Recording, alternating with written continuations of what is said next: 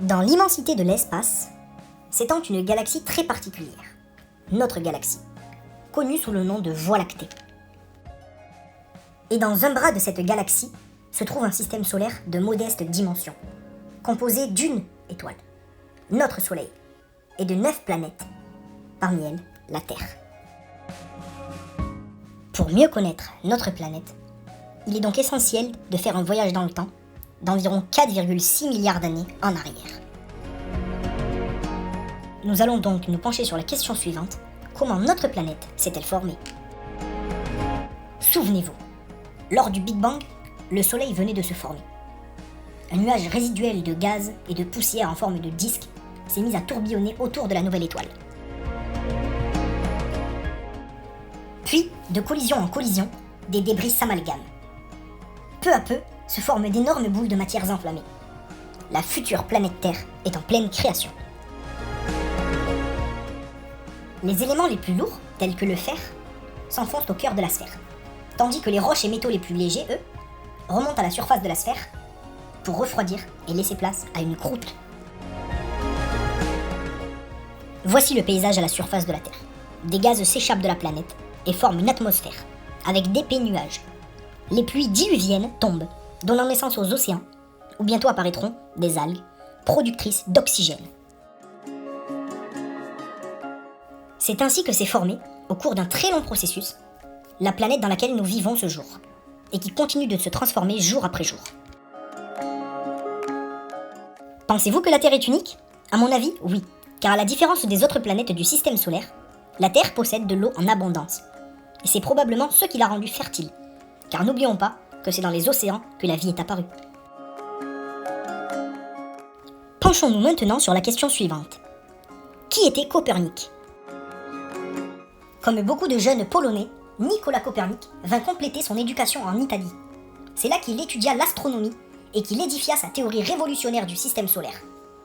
À l'époque, en effet, si beaucoup de savants admettaient le fait que les planètes tournaient autour du Soleil, ils affirmaient tous que l'ensemble tournait autour de la Terre. Car l'idée que la Terre ne soit pas le centre de l'univers était alors difficile à admettre. C'est donc lui qui a démontré que le Soleil était le centre de notre système solaire et que par conséquent, toutes les planètes tournaient autour de lui. À présent, nous allons découvrir qui a vraiment prouvé que la Terre était ronde. Car en effet, au Moyen-Âge, une querelle opposait ceux qui disaient que la Terre était un disque plat et que l'on pouvait atteindre le bout du monde, et ceux qui pensaient qu'elle était ronde. Mais en 1522, le vaisseau de l'explorateur portugais Fernand de Magellan revint après avoir fait le tour du globe. Parti à l'ouest, il revenait par l'est, ce qui prouvait que la Terre était ronde. Maintenant, pensez-vous que la Terre est-elle la seule planète rocheuse? Non. Les planètes du système solaire sont divisées en deux groupes bien distincts. Mercure, Vénus, la Terre et Mars forment le groupe des planètes rocheuses, qui sont les plus proches du Soleil. Tandis que Jupiter, Saturne, Uranus et Neptune sont faites de gaz et de glace. Voici maintenant Pluton. Nous allons la laisser de côté pour cette vidéo, car elle n'est plus véritablement considérée comme une planète. Les satellites nous ont dévoilé chaque mètre carré de la surface de la Terre. Malgré tout, l'intérieur de cette dernière est moins connu. Et c'est donc pour cela que je vous propose d'aborder la question suivante: de quoi est faite la planète Terre? La Terre est faite de roches et de métaux. Sa structure concentrique comporte 3 parties: la surface, la croûte et pour finir le manteau terrestre.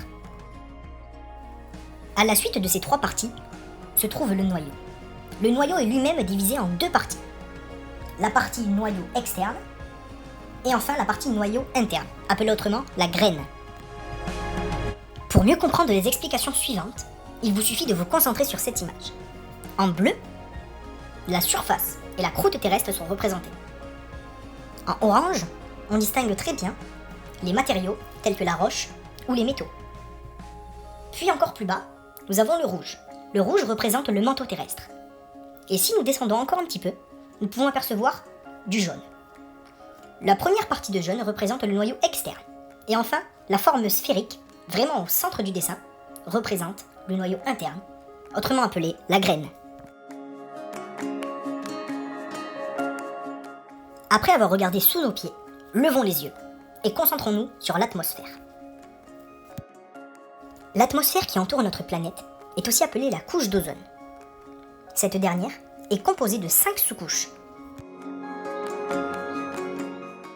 Comme vous pouvez le voir à l'image, la couche d'ozone est composée de la troposphère, de la stratosphère, de la mésosphère, de la thermosphère et pour finir, de l'exosphère.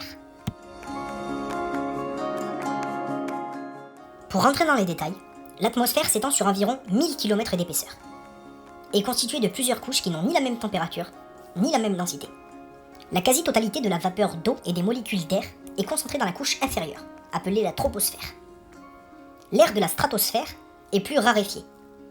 Si nous regardons un peu plus haut, nous pouvons apercevoir la mésosphère, appelée la couche d'ozone, car en effet, c'est dans cette partie de l'atmosphère que se trouve une couche mince et dense d'ozone, un gaz à triple molécule d'oxygène, qui sert d'écran protecteur contre les rayons solaires ultraviolets. Pour vous donner une information supplémentaire, la Station spatiale internationale, qui est une station qui tourne en orbite autour de la Terre, se situe dans la thermosphère. Vous comprendrez donc pourquoi les astronautes s'entraînent autant et pourquoi ils subissent autant de jets en pression lors de décollage.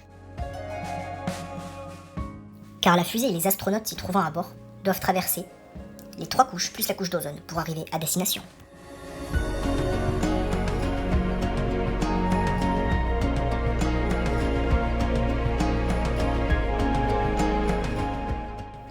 Je vous propose un petit quiz de seulement 3 questions pour finir cette vidéo. Première question. Qui a prouvé que la Terre était ronde ?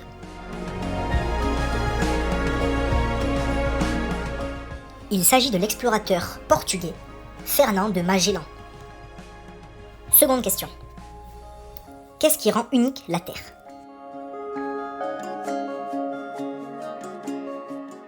À la différence des autres planètes de notre système solaire, la Terre possède de l'eau en abondance. Et c'est grâce à cela que la vie est apparue. Troisième et dernière question. Dans quelle couche de l'atmosphère se situe la Station spatiale internationale ? Elle se situe dans la thermosphère, juste après la couche d'ozone.